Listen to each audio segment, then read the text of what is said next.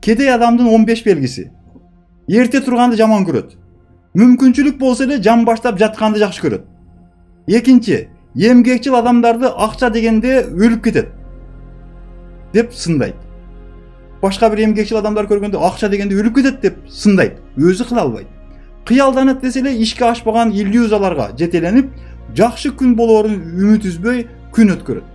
Жумушу жок, жумушка чакырса айлык аз деп шылтоолойт. Көп акча тууралуу кыялданат, бирок аракет кылбайт.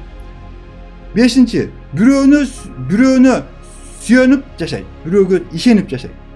Аялына, күйөөсүнө, карыган апасына, пенсиясына, эжесине же байкесине ишенип жашайт. Бирөөгө акыл үйрөткөндү билет, бирок ал акылын өзүнө пайдаланбайт. Интернетке көп убакыт коротот. Дайыма бир нерсени шылтоо кылган адаты бар. 8-чи, жанын кыйнагысы келбейт. 2 күн чарчап иштеп калса, бир жума бою эс алат. Жоо чаап келгендей.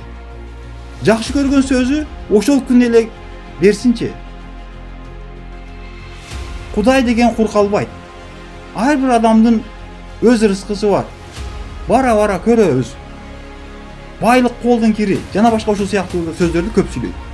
Билими деңгээли илгерки бойдон же такыр эле билими жок.